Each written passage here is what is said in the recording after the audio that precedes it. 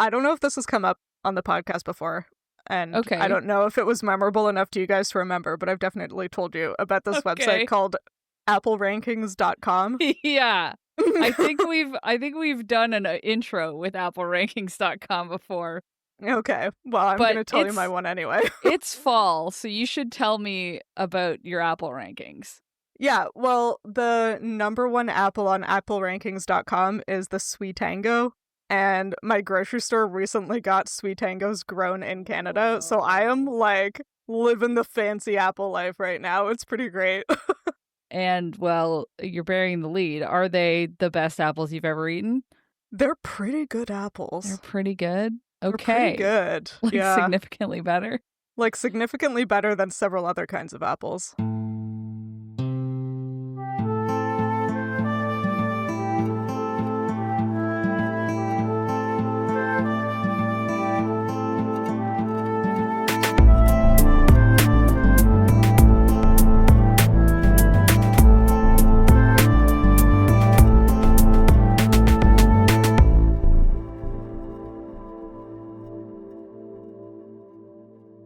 Hello, and welcome to another episode of Midlight Crisis, a real podcast hosted by three grown-up biologists revisiting books from our teens, and it's totally cool. I am one of your hosts, Sophie, and today I have survived the tar volcano because I am annoying and dauntless. What? Yeah. Well, I'm imagining just like I annoyed my way onto the boat that was leaving Vesuvius or whatever. I just, had some sarcastic quips.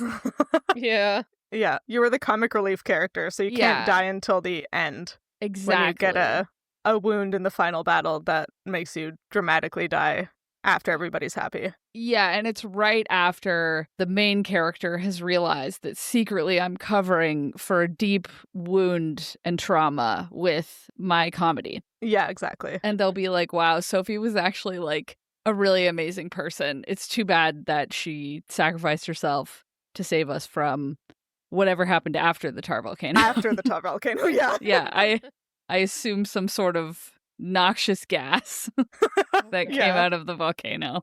Uh-huh. I annoyed it out of the way, but in doing so, lost my life.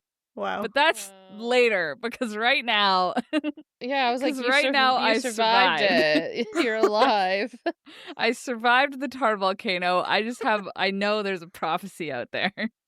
Yeah, for sure. That I will die later as the comedic relief. But I'm annoying and dauntless. Yeah. So there. Well, prophecies are often misinterpreted anyways and are vague on purpose. So, I mean, like, maybe it just means, like, an old version of you dies and you become reborn in a new personality that isn't annoying and dauntless. The old Sophie can't come to the phone right now. She's dead. She's dead.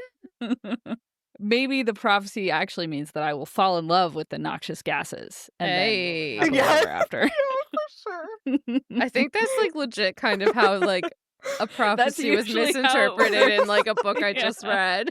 I'm pretty sure it happens a lot. Yeah.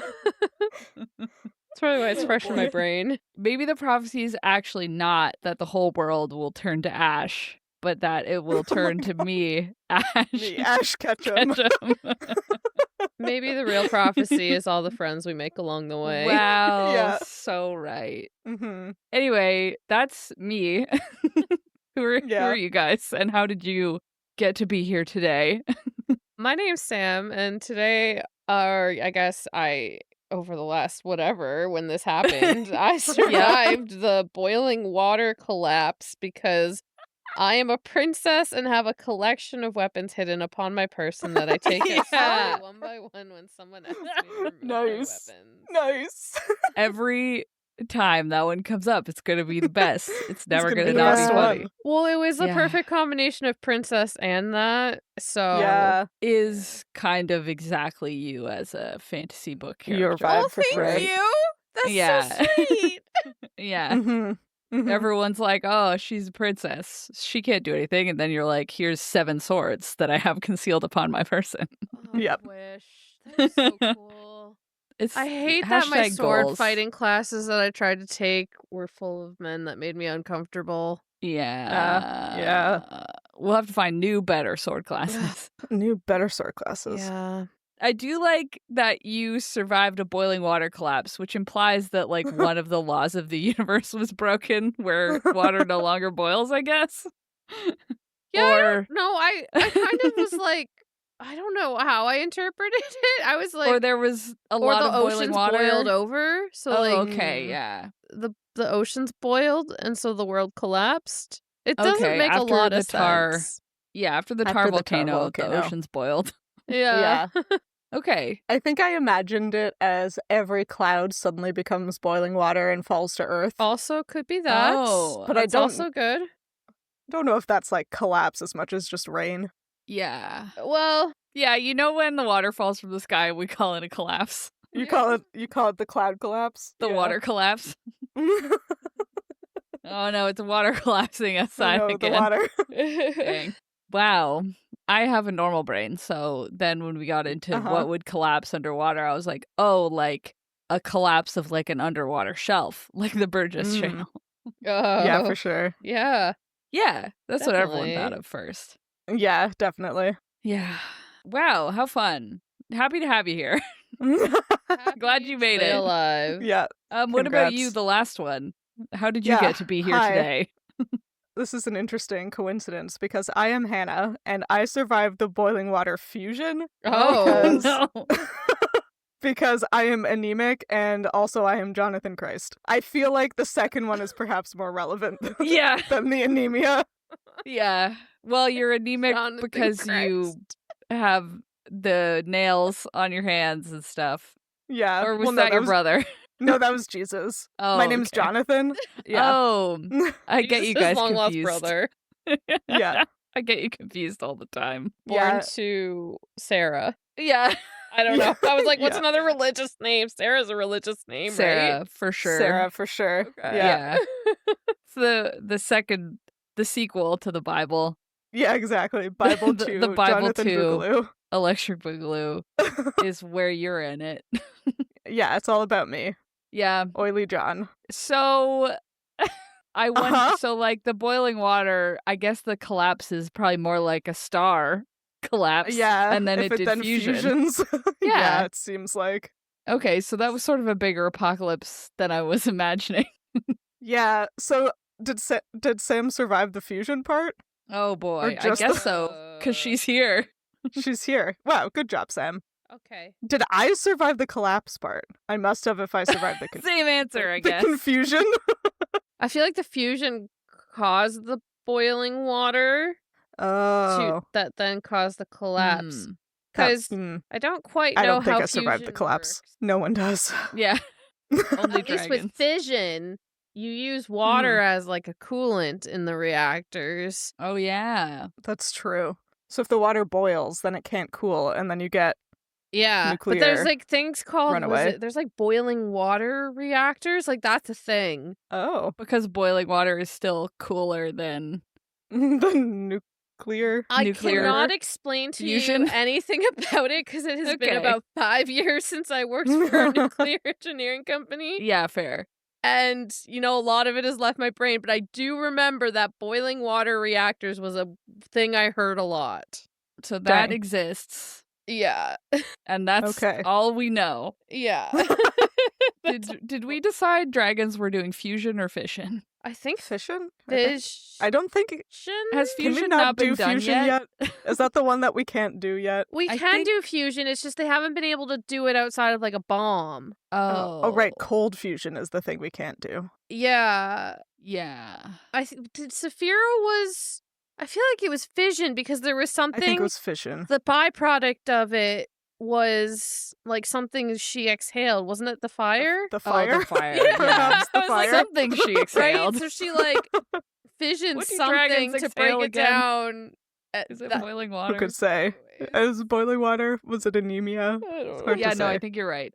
We knew a lot about nuclear physics back then. I knew more definitely knew it. Yeah, That's true. It was more recent. Yeah.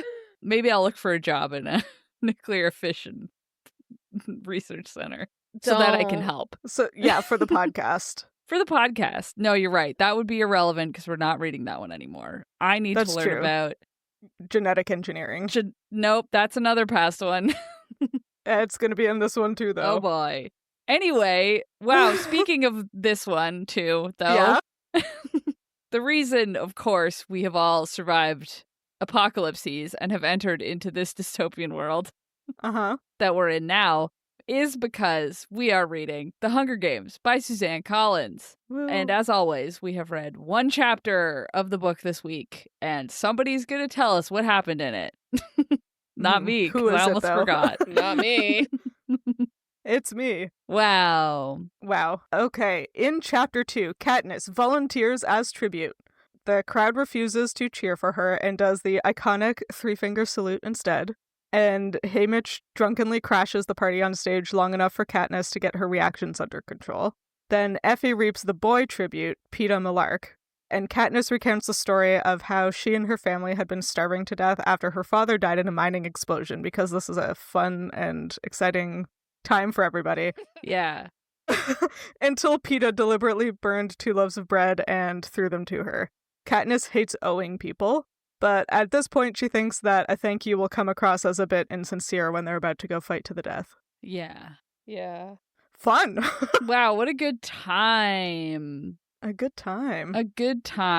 I think I get confused because Suzanne Collins has created a fully functional world and she's thought about these kinds of things. But in my head, the whole district is just coal mining and nothing else. But it's like their main industry. But like there are bakers, which like there's a part of town where like the richer people are, right? And that's where Peeta is. Yes. That's the town area. Yeah. Okay.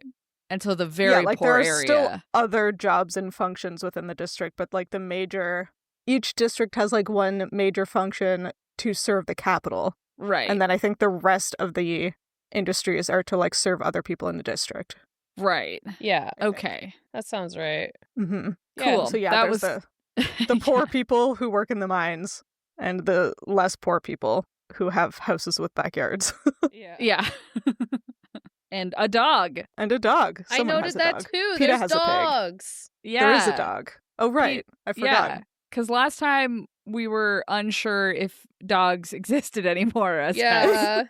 Yeah. Because people aren't allowed to go hunting or travel. Yeah. Or want to use their resources to feed said dog. Yeah. And I still feel like that explains why most people don't have dogs. Yeah. Mm-hmm. Well, and this dog is in the rich part of town, right? Like they can afford. Yeah. Is it Peeta's dog or his family's dog, or is it just one she sees while she's wandering around? We're starting in the middle of the chapter. We are starting in the middle of the chapter. I think it's just one she sees there. Yeah. Okay. She just like makes note of it as she's suffering. Yeah, I'm going to decide that it's like the butcher or something because he has offal or something to feed a dog with. That would make sense. Hey, yeah, let's go back to the beginning. Even like before the beginning of this chapter, actually, something I forgot that I liked about this book, or forgot to mention that I liked about this book before, is that it's written in present tense, which is like reasonably unusual, but it is a style that I really like. And I think it like fits with this kind of story where the whole thing is like Katniss doesn't really have the opportunity to like plan more than a few minutes into the future. And so much that happens is beyond her control that it makes sense for it to be like, okay, this is happening now this is happening, now this is happening, because she like doesn't ever really have the opportunity to like get on top of everything. I think that is a good stylistic choice. Yeah. I didn't even notice. I didn't even register that it's not in past tense, that it is in first tense. It's in first tense, yeah. It's in first tense. The first one of them. The first tense, yeah. But I agree with what you said. Thanks. I just wanted to say that I didn't notice. But it also, like, I guess this doesn't really happen when I read a book in past tense. It doesn't, like, reduce the weight, like, near-death moments have to read it in past tense. But if you think about it, reading something in present tense, you're like, oh, she's not like telling this in the future. Yeah. She's telling it now. So like she could die. Yeah, that's something I don't like notice as an adult, but I do have distinct memories of like reading things as like a teen where it is told in past tense and there being a scene of peril and me being like, well, I know that the peril is going to be resolved because this is being told as a story of something that happened to them in the past. Right. Whereas, like you said, in present tense, there's nothing stopping you from having your protagonist die abruptly, Yeah. except for the fact that a publisher might not let you do that. Except for the part where probably countable on one hand the number of books that have done that. Yeah. It just made me feel so dumb because I've never even like clocked that ever. Me My brain neither, has never... though. Okay, good. Until like, Hannah brought it up. I am clearly not a... Hey, listen, English is not my strong suit. Languages are not my thing, in case we didn't know this. So I know teenage brain never put together, oh, this isn't past tense, so of course they survive. I wish. Oh my god. My anxiety would have been saved. I think like one of the reasons I often, but to be fair, not always notice when it's like in present tense versus past tense, which is most books, is back when I wrote a lot of fan fiction and even when I am writing like original prose, I find it easier to write in present tense, but I know that's not like the most common style. Right. So I just noticed it because of my particular brain quirk. Wow. I'm sitting here being like, I think I can think of other books I've read that were in present tense. It never even once crossed my mind that you could write a book in present tense. Yeah, no. Never once. Yeah. I've never noticed ever before in my life. No, me neither. Wow. Oops. I'm just anyway, I'm just here having a good time. Yeah. Reading the words and not really thinking too hard about them. That's me. Yeah, I mean, we are on chapter 2 and I didn't notice the first time, so. How dare you? How dare you, yeah. I'm also just like vibing and keeping it tight. Yeah. Don't worry, I have no other deep thoughts about the rest of this chapter, except that District 12 hasn't had a volunteer in decades, which made me go, Yeah, Who I is also it? was like, what?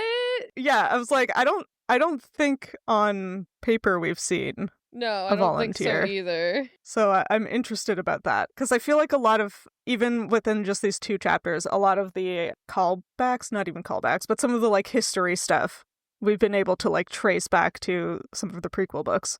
Yeah. But this one I don't think does, so that's interesting. Anyway, that's all. I was gonna say, I trust you guys that every word that Suzanne Collins puts in is important, but I just read it as, yeah, there was a volunteer sometime. But yeah.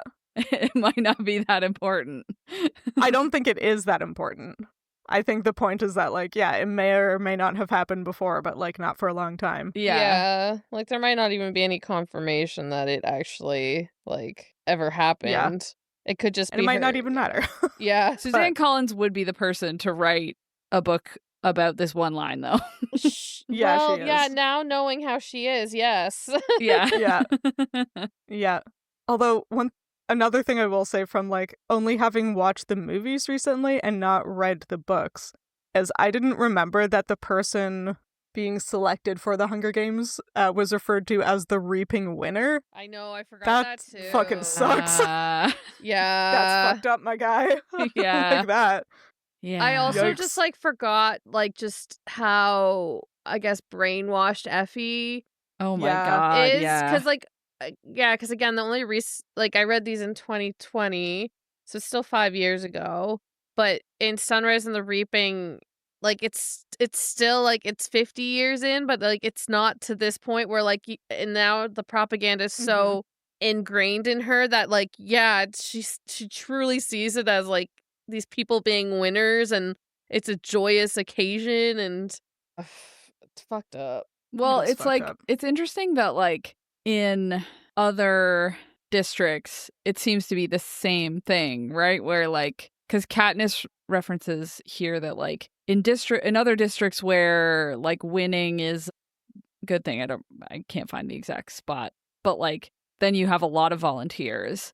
So like other districts are like, oh no, the Hunger Games are good and you want to be in them. So it's like not just, I guess, people in the capital.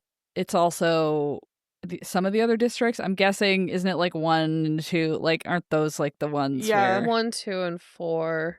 Right. And I don't know. I find it interesting that like it's District 12, which is like one of the poorest district. I don't actually know because I don't remember. When like you don't always see that in like a revolution, like it's usually not like the poorest are usually some of the people that get reached out to or targeted by the propaganda a lot of the time for like the voting power. I guess. In this case, it doesn't really make sense, but like it's just interesting that it seems like they are being ignored because it seems like everybody in District 12 feels the same way that Katniss does, that Gale does, right? Like nobody thinks this is a good thing. Even the mayor, like everybody here is like, does the salute, like doesn't clap, like sees this as a bad thing.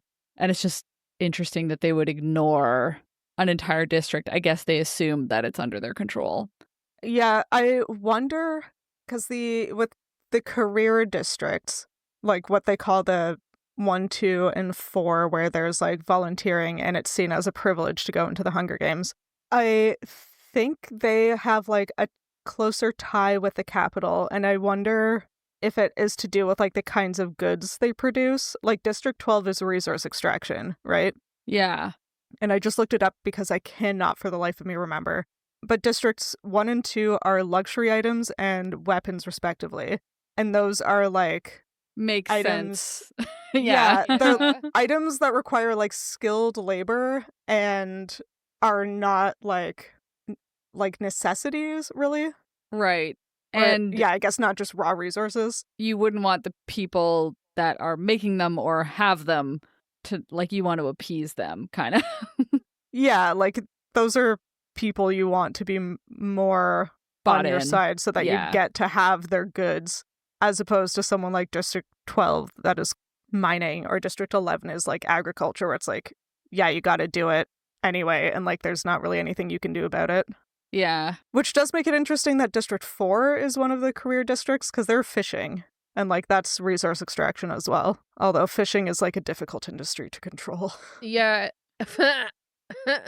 No comments. We can, well, maybe.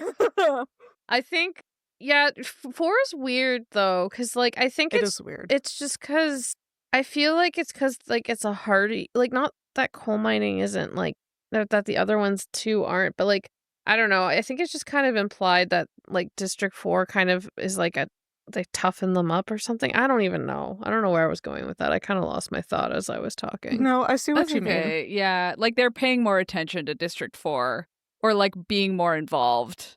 Yeah, and I feel like with the state of technology and everything, like you need fishing because you always need food, but like what do they need coal for anymore?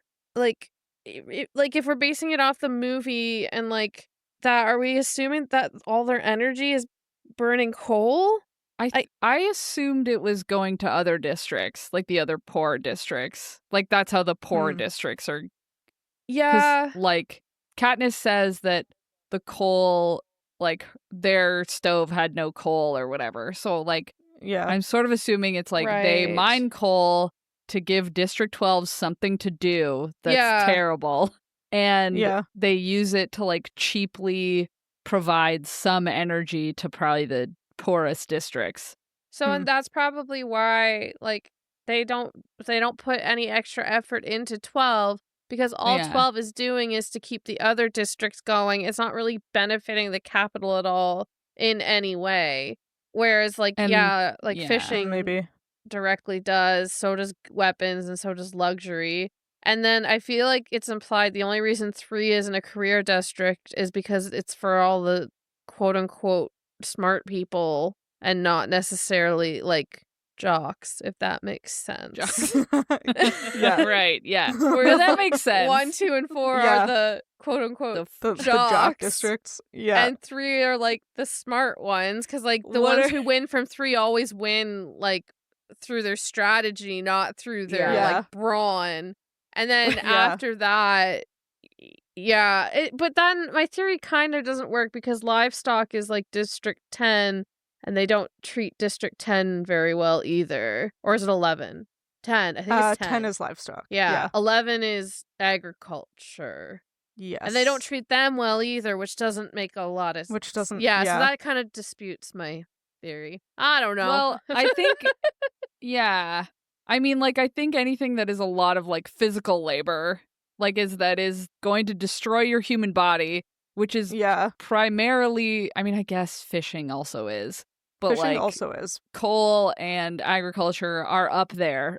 Yeah, for sure. That it's like, those are the kinds of jobs where, like, you can kind of easily keep people in poverty because they have to work so hard and do so much labor to, like, I guess with anything you could, but, like, those are sort of traditionally, especially today, or, you know, it's, like, very easy to keep people in poverty. Yeah. Yeah, when you have to, like, physically work so hard, you don't have the energy left for anything else. Yeah, you don't have time for a Again, revolution. that doesn't explain District 4, but... What's District 4 again? I've already forgotten. They're the fishing one. They're the fishing one, okay. Yeah, I did pull up the map of Panem, because I had an idea that maybe the career districts are the ones closest to the capital, and that's, like, why they want to... or why they have so much... Sorry. And that's why the capital has so much influence over those specific districts. And, like, 1 and 2 are the ones directly bordering the capital. 4 is, like, where California is. Yeah. Well, it's obviously that's the vacation destination, so that's why they care about it. I mean, actually, honestly, I'm sure. But it's probably, like, I feel like that's a good theory. Yeah, I think that's a good theory. That's why they go there a lot. And they don't worry about District 3, because what are those fucking nerds going to do about it? Yeah, well, in District 3, seriously. God. Yeah. And District 3 actually, for my theory, it, like, borders District 12. It's not as close to the capital, which I don't know why they're named in this order, but whatever. In order of importance. In order of importance. The most important thing is luxury goods. That makes sense. Well, I'm assuming it's for the like capital. in the order that they were taken over by, right? Like, I assume. I don't know. Maybe. Wow. Anyway. Yeah, I guess we'll talk about that more when we get to, like... when we get to introducing the other districts. When we talk about the other districts. When the book tells us what the other districts do, yeah, maybe we can talk about it then. Yeah, then we can talk about what they do. Good. Yeah, Good thought, feel Sophie. like I was trying to think of... There was a reason we started talking about this, and I don't remember what it was anymore. It was the propaganda you were saying is typically targeted towards the poorer people because of voting numbers, etc. Yeah, but there's no voting in Panem. There's so no voting in Panem. There is no war in Ba Sing Se. There is no democracy. There's no democracy in Panem. Panem. No, absolutely not. Absolutely not. I did want to... I just get so emotional over like community action. I like was gonna cry while I was like, oh my god, they all didn't clap and they all did the 3-finger salute. I'm just like so emotional over like people doing a strike. I'm like, it's so beautiful. That's how you know you're 30. Yeah. And that you have worked somewhere. Worked somewhere bad. Ununionized, not bad. You've worked... Not bad. Oh, that made me also think about how, like, they do the thing... Suzanne Collins must have worked in, like, a smaller business run by a larger corporation and hated it because, like, the mayor... It specifically is noted that the mayor is, like, not happy. He does not like the Hunger Games. So it's like even the guy in charge, ostensibly, of District 12, like, is not the person to blame here. No. You know? And so it's like... No, they're all just mid-level bureaucrats. And that's what always happens. Yeah. There's, like, so many layers in between that, like, there's no person between until the very top that you're like, who even is to blame for this? Yeah. Like, and even like Effie from the Capitol like has zero control over anything. Yeah, it's like a faceless conglomerate of people. Like it's like the Capitol, but it's like, oh, but who in the Capitol? And it's like, I guess President Snow, but even then it's like if he dies, like someone else takes over, you know? Yeah. It does the same thing. I do also want to point out that the mayor is, I think, specifically upset about Katniss. Okay. Not necessarily the games as a whole. I'm sure he doesn't like those either because he also has children. Yeah. Yeah, because his children aren't immune. Like, they... Yeah. No, yeah. They're in the... Exactly. He's probably not psyched to be reminded that Prim, with only one name in, Yeah. Yeah. got And, like, reaped. 12-year-old no one likes. Yeah. But also, like, Katniss and the mayor's daughter are friends. Yeah. Like, they're lunch buddies. So, like, he knows Katniss personally. Are you saying that it's important that Katniss ends up being the face of this whole movement? I guess so. She has a personal relationship with people from all... With people from, yeah. from all walks of life in District 12. Which is such a wild take because she's supposed to be this, like, completely unlikable character. Yeah. Well, that's what she thinks, That right? is true. That is how she sees herself, Classic which I move. relate Relatable. to on a deep personal level. Same. Oh, God. Any one of us Sophie. standing up on the reaping stage being like, God, it's good that They I'm must here. be so everyone glad. here is so glad. And everyone's I'm there such doing a the terrible salute. person. I deserve to to a be here man. more. Yeah. Every Everyone's single being like, person. wow, we're doing the salute because we're grateful it's her and not us. Yeah, that's what it is. Yeah. Wow. Yeah. Calling ourselves out here. No wonder this book This was game. relatable to teenage us. The thing that made me almost cry was Not again, the community after, action. not the community action. It is in fact the like cranky old guy protecting children. Shocking. Yeah, I know. This is so unusual for me. And especially now, like, knowing how the series goes and having now read Sunrise on the Reaping. Like, Haymitch coming up and being an absolute drunken spectacle. To get the attention off of Katniss. Yeah, specifically when she needed the attention off of her so she could compose herself. Like, Yeah. It got me pretty good. Yeah. And it's interesting because I think this is probably just coloring that I remember that Haymitch, like, in this book, has the turnaround, like, or reveals to Katniss what's going on with him and why he gets drunk every time there's a new set of children that he has to lead to slaughter. But spoilers? Not But, really. Yeah, but I felt like in this moment Katniss doesn't actually think that poorly of him. I know she does at one point get to a point where she's like, fucking Haymitch, always drunk. Yeah. But I in mean, this she thinks moment, he's disgusting, but... Yeah. But in this moment, she's like, I'm grateful to Haymitch. Yeah. So it's like, maybe she kind of sees what he's doing. Or appreciates it. I didn't read it that she saw what he was doing. I thought she was just like, oh, thank God he drunkenly happened to do this at this time. But yeah, okay. I could be reading it wrong. No, I don't think she knows him well enough to know that, like, he would do that on purpose. I think she sees him as, like, a how he wants to be fool. seen. Yeah. Like how he's supposed to be seen, right? Yeah. As a Exactly. And drunken it's useless. not until she, like, gets to know him that she's like, oh, I get it. Yeah, like he's smart as hell. Like certainly the smartest character we see from District 12. Yeah. But like you don't see that at this point because he is deliberately being a drunken idiot. Yeah. I mean, he is deliberately acting like an idiot. He is legitimately drunk. Yeah, he's actually drunk. Yeah. It is. He's not pretending. No, he is a real alcoholic, but he's also using it to his advantage a little bit. Wow. What a good time. Anyway. Yeah. Good time. Peeta and Katniss, like, know of each other, but have never had a conversation before, which also very relatable somehow. We're just like, yeah, that person who I've known my entire life but have never spoken to. Yeah. Accurate. Who saved my life. and my that family's one I can't life. relate to as much, but yeah, good guy PETA. Good guy PETA. Tragedy that he's gonna end up in this Hunger Games. Although I too guess bad not. He's about to die. Yeah, too bad he's about to die. Probably, hopefully, says Katniss, not by her. Yeah. Yeah. Fucking valid. Valid.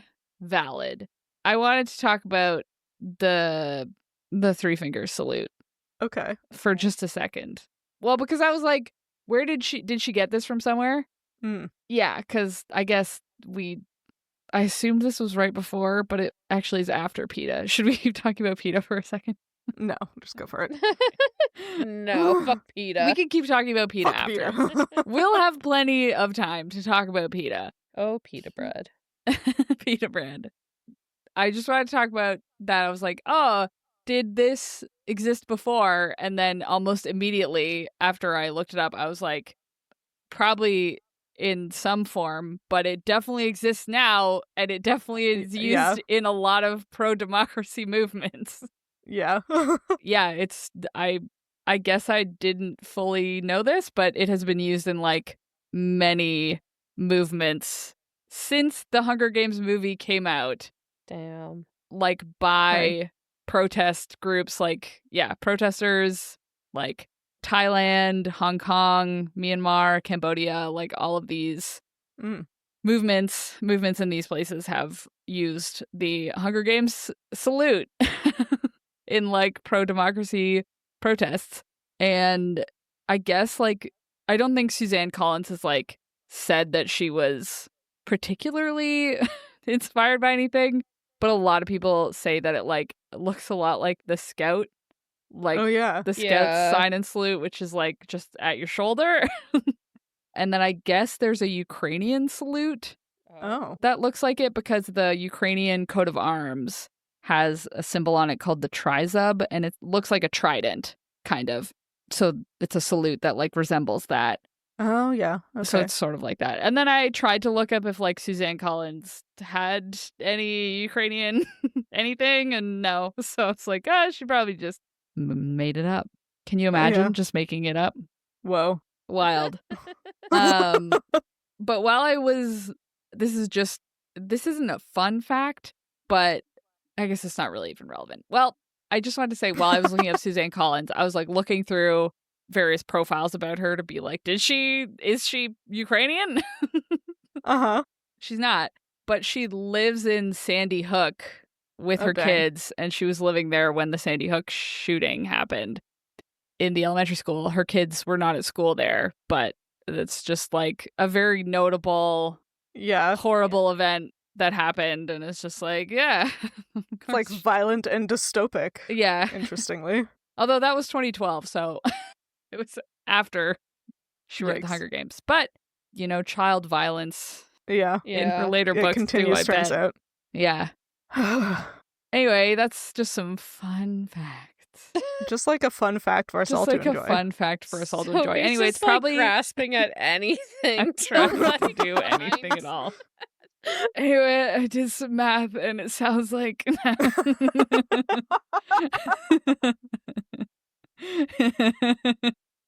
I didn't do any math. Yeah. There's no math I could do. There's none. I guess like you could do the math on, because like her dad dies in January and they almost starved to death before May, so you could like do math on that. But that's how so many morbid. calories were they intaking a day? Oh God. Why would you want to do that math? How many calories are in mint water? Not enough. Mint water.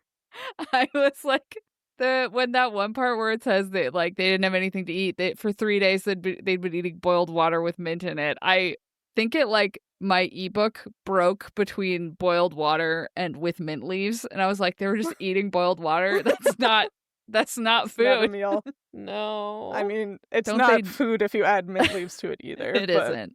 Didn't you know the boiled water collapsed? It did. No, it fusioned. It fusioned and then fusioned. It collapsed and then fusioned. Yeah. Anyway, that's it. Yeah. I tried to find something fun because we get an actual specific date for Katniss's birthday, which for some reason really surprised me. Her birthday is May 8th. And I was like, could have done math. I could have done math. Well, I looked to see if there are any, like, relevant holidays, because in Sunrise on the Reaping, she makes a character's birthday very, like, in your face, kind of. And there don't seem to be any, like, notable holidays on May 8th, although I did come across one called Furry Dance that happens in the UK. Mm-hmm. Is it exactly what it sounds like? It's actually not at all what it sounds like. It's well, the dance, I guess, is, but it's a celebration of spring where they wear flowers and dance. So they're not dressed up as furries. They're not dressed up as furries. Okay. I did take psychic damage reading through, like, Emancipation Day, Liberation Day, Veterans Day, Furry Dance. I was like, excuse me. You're like, sorry, what? Excuse me. People do not put on fursuits and start dancing outside. No, they wear flowers and they dance outside because it's spring. Yeah. I mean, I would take a day off for Furry Dance Day, even if it was people in fursuits. Yeah. If you're going to do it in spring when it's not that hot yet. Yeah, true. Yeah. Wow. Anyway.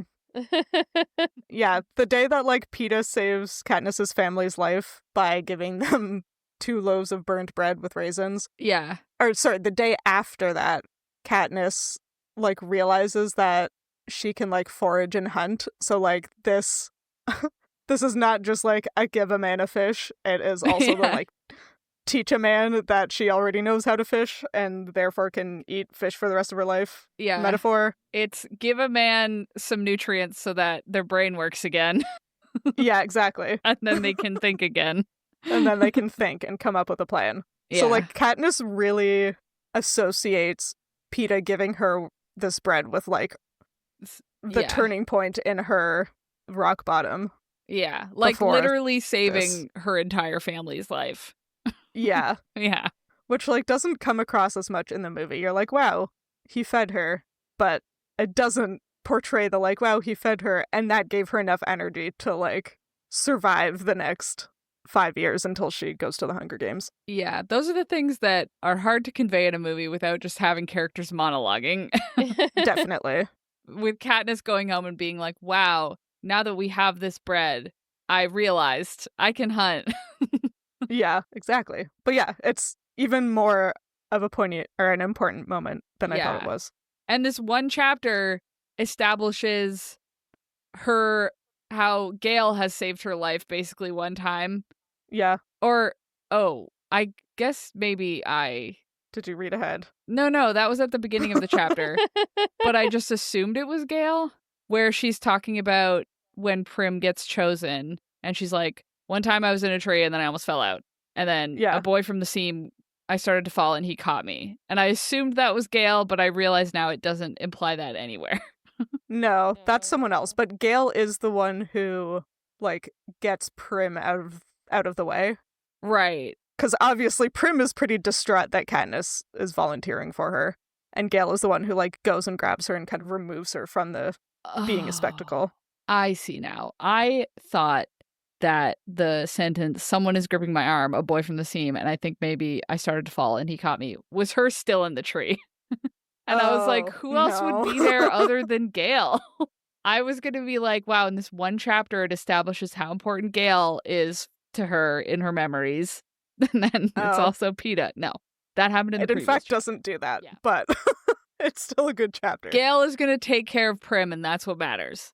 Yeah. Yeah. I mean, it does establish the, like, classic dystopia-y or, like, fantasy-y dichotomy between characters of Katniss is, like, the poor, scrappy person who comes from a loving family with nothing. Yeah. Whereas Peeta comes from a family that's, like, well off and he's not hurting for anything. But all we see of him so far is that his mother screams at him and hits him. Yeah. And he tries to do something nice for somebody else. Yeah.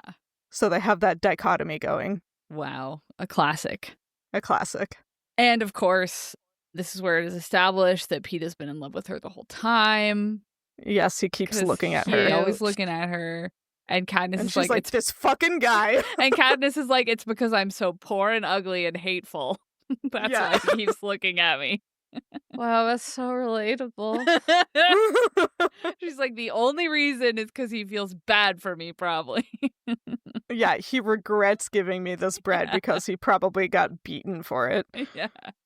And that's why he keeps staring at me. He did. Possibly hold any sort of affection or think I'm nice to look at. Absolutely not. That's just so Not a silly. chance. Impossible. Like, PETA, Malark, the baker? How can No. he The think baker? well of me? No. The blonde one? never. Never. Never. Wow. Fantastic. What a Can't wait. good time we're having. I mean, it's a good book. You know? It is a good book. So much fun. I swear. It's good. See, the thing is that when I'm reading it, I'm like, wow, yeah, I remember that this happens and this other thing happens, and I can't wait to get to the part where Katniss is like, fuck you guys, and then she and Peter both survive. Spoilers. Uh-huh.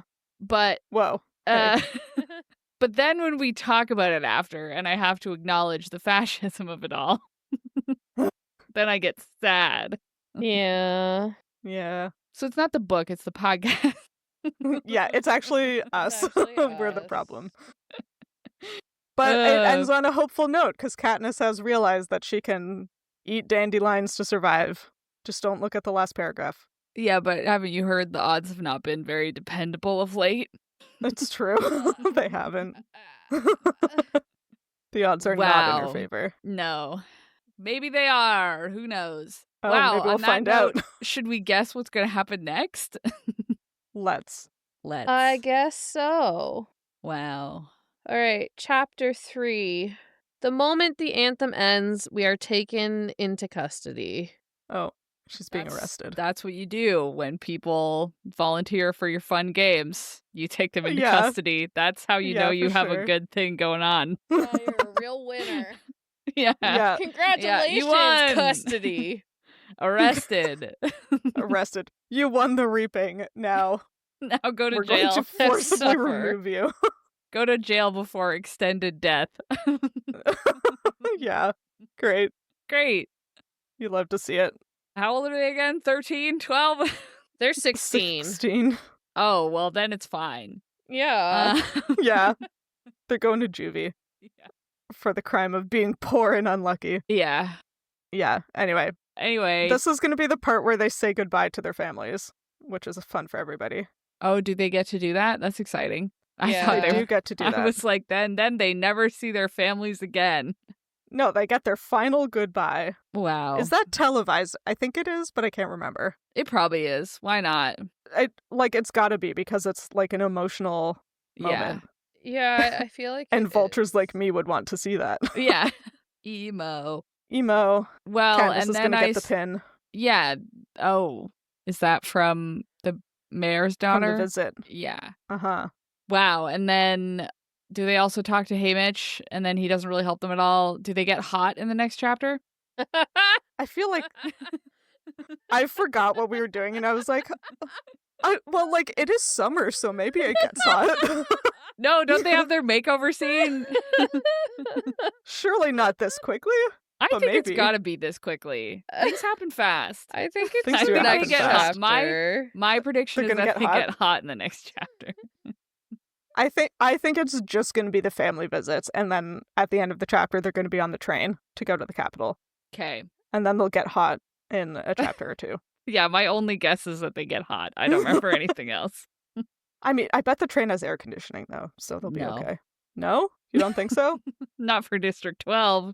But they get, all of the they get, pastries the and stuff. Surely they get air conditioning. Oh, yeah. Yeah. I think, they're on the penthouse. Yeah. Oh, of course. I think things move fast and they start I think they're at the party where they're meeting the other tributes in the next chapter. That's crazy. There's no party. Don't they have to talk to people at the Capitol? They have to give interviews. I think you're thinking of the movie in Catching Fire when oh yes, Katniss and PETA have to go to the big party after they've won. Yeah, that's probably what I'm thinking of. Yeah. Yeah. Because they mostly keep the tributes separated, except for when they do the chariot thing, the training, and whatever, because they don't want them to kill each other too soon. Right. Yeah. Well, okay. Well, my guess is that they go to a party with all the tributes in the next one. Okay. I mean, yeah, that's fair. That's my guess. Good guess, Sophie. I bet that's what's going to happen. That's what's going to happen. Maybe you guys are wrong. We could be. You could be wrong. You never There's know. There's a possibility. Yeah, we'll only the odds are not in your favor. May the odds be ever in my favor this time. No, they're not. They might be. You don't know. You probably know. Well, great guesses, probably. I think mine's right. Yeah. Let's talk about what else we're reading. Guys, you're not going to believe it. I read some more historical romances. I don't even remember which book or series I was on last time. I'm still reading Mary Balog, and I finished the Westcott series, and I started reading the Bedouin series. Actually, I finished the Bedouin series. I started and finished the Bedouin series because there were only 6 of them. What? I actually didn't finish the 5th one because it annoyed me too much. I went upstairs and ranted at Sam about how mad I was about it. Yeah. There were just 3 in a row where they did fake dating, but historical romance style, where they pretend to be betrothed. They actually get betrothed, but they're going to break up. Oh, they're pretend married. There were just too many pretends in a row, you know? I wanted them to mix it up. Anyway, so I finished that whole series anyway, except for the one that I got too mad at. But the last book was good. And then I started the one after that. I don't remember what it is. I don't remember what the series is called. I haven't even updated Goodreads yet. I started it this afternoon. I think the first book is called First Comes Marriage. Ah. That's the first thing. First then comes marriage. Love. Yeah, then comes love. Then comes the baby in the baby carriage, I guess. First comes the baby. Second comes marriage. God. Third comes... That's how it do be sometimes in historical romances. That's true. The baby before the marriage, that doesn't seem right. Yeah. For historical romance? They shouldn't have had sex, but they did, Hannah. And then she's pregnant, so they got to get married. Oopsie. Okay. Oopsies. But they get married before the baby comes. The baby starts.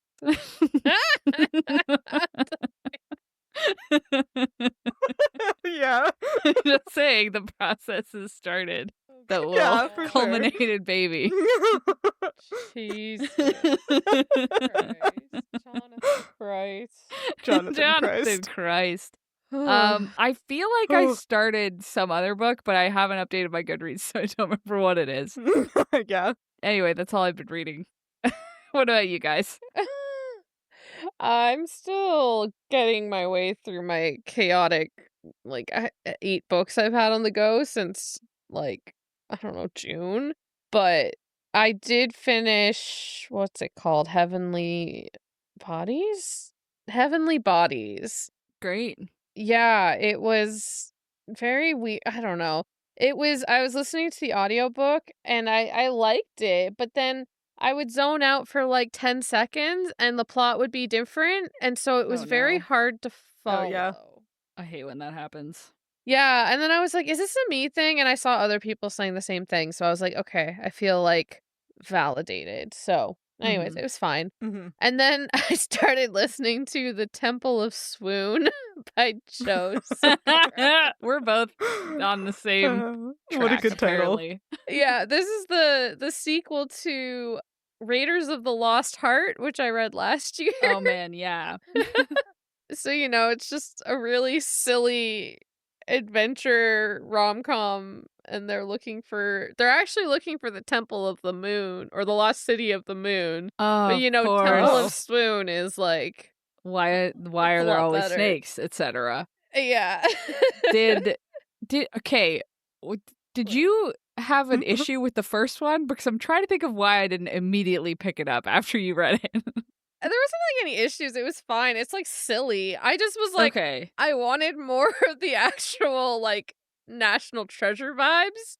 Oh, I think that's what you said. Yeah. Yeah, it's just very romance and not so much National Treasure with the side of romance. You know what I mean?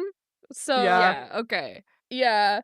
Whereas this one has a little bit more, but it's still very much a love, it's a romance. It's not action story with a sprinkle, which I think is more what I wanted. So going into this one, I was more okay, this is not what I'm expecting it to be. So I'm going into it, I think, with better expectations. But yeah. Okay. That's probably why you maybe didn't pick it up. Yeah, I was like, oh, it's not going to just be Raiders of the Lost Ark plus more romance.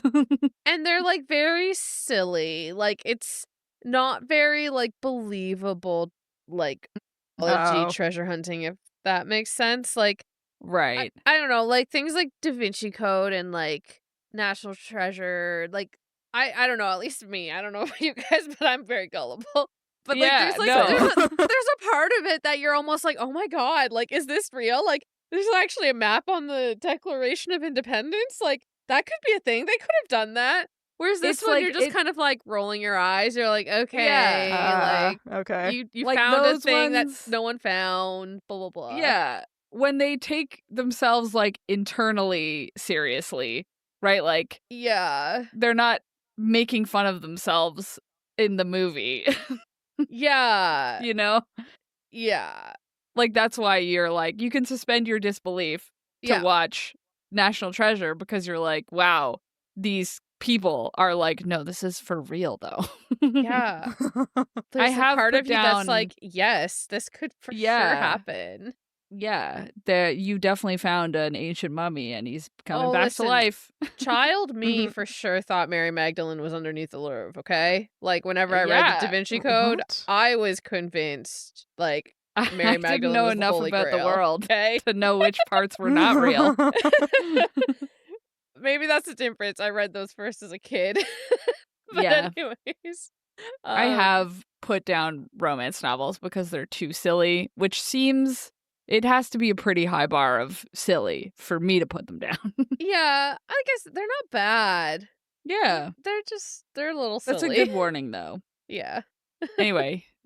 Yeah, and then other than that, I'm like so close to finishing this stupid mystery book that's 500 pages when it shouldn't be 500 pages. That you started for the challenges. Yeah, and I didn't finish it. Now I've just been like painfully trying to finish it. The God of the Woods by Liz Moore. This was the book of the year and book of the month. And I think it was like a Goodreads pick or two. Like people love this book. Yeah. I don't really get it because it's so long for no reason. And, like, there's nothing... I mean, I'm in the last 100 pages and you can tell shit's about to start getting revealed. So I'm like, okay, maybe this will turn it around. But, like, I don't know. Like, there's nothing groundbreaking about this mystery to me that is like, oh my god, this is amazing. So I'm just confused. But, I mean, maybe this last 100 pages is going to turn me around. I don't know. We'll see. That's it. We'll see. Hopefully it does. But yeah. I might go read it after this, try to finish it, but we'll see. Just get it over with. Yeah. Wow. Yeah. What about you, Hannah? Speaking of Goodreads challenges, what have you been reading? Shut up. I finished reading the new R.F. Kuang book, which we have been calling Catabasis. I just saw a reel from her where she was saying Catabasis. No, there's evidence of her saying it both ways. No, I saw that one too, because her initial reveal of the book calls it Catabasis, and then in a recent like stage thing she was doing, she calls it Catabasis. Gosh dang it. Yeah, dang it. I know. We'll never know. We'll never know. No! Anyway, I finished it, and I liked it. Whatever it's called. You finished it. Well, now I have trained myself so hard to say Catabasis. Yeah. That now that's what it is in my head. Yeah. But I'm confused about it. Anyway, I enjoyed it. It wasn't like a fun trip to hell, but it was... It was a trip to hell. It was a trip to hell. It was a trip to hell, and I enjoyed reading it. Wow. Fun. Yep. I also listened to A Drop of Corruption by Robert Jackson Bennett, which is the book 2 in the Tainted Cup I've been meaning series. to read that. Still pretty good. Wow. Yeah, like it is very consistent with the first one. And then also listening to some more Shadowhunters. And I started reading this book this weekend. That's actually pretty good so far. It's called Joust by Mercedes Lackey. Oh, interesting. I don't know if you've heard of it. Tell me more about it. Yeah, it's pretty good so far. Sophie through the floor. Why don't you tell me more about this book? Yeah, so get this. There's dragons, and there's also, like, an aloof, cranky old man who adopts a child in need of an adult. It's weird that I haven't heard of this book before now because it has a lot of the things I like in weird. it. Weird. Just wait till you get the part about the Halifax explosion. Yeah. Wait, you didn't tell me that that's... Did you know that this is a book about the Halifax explosion? Yeah, anyway. It takes place in fantasy Middle East, and then they go to Halifax. They go to Halifax and explode the harbor. It was dragons the whole time. Yeah, that's fine. Anyway, so I'm reading that. Yeah, interesting. I'm enjoying it so far. Great. Surprisingly, I'm sure. And then, when this comes out, hopefully one of us at least will have started reading The Secret History by Donna Tartt, which is our Midlight Book Club book for October. This might be the only time in my life that I will be reading a book that my mom has read. Oh. My mom just reads... in general, or? Yeah. Well, my mom reads, like, Pulitzer Prize-winning books. And, like, other prize-winning art books. Right. So maybe she's read this one. Maybe we can talk about a book. Actually, that's a lie. I told her to read The Seven Husbands of Evelyn Hugo. So we both read that one. Yeah. Did she like it? Yeah. See? Everyone likes it. Everyone likes it. I just needed to prove a point where I was like, you need to read this because I need to prove that everyone likes it. Uh-huh. Anyway. Yeah. Anyway. I'm also going to read The Secret History by whatever her name is. Yeah, for sure. Donna Tartt? There we go. Donna Tartt. Yep. Okay, great. Great. If you liked this chapter of Midlight Crisis, please consider rating and reviewing us on Spotify or your podcatcher of choice. You can talk to us and find fun-related content occasionally on social media. We are at Midlight Pod on all of them, and all chapters of the show thus far are available on our website, midlightpod.podbean.com, and on YouTube. And when you drop something but you're wearing dive gear...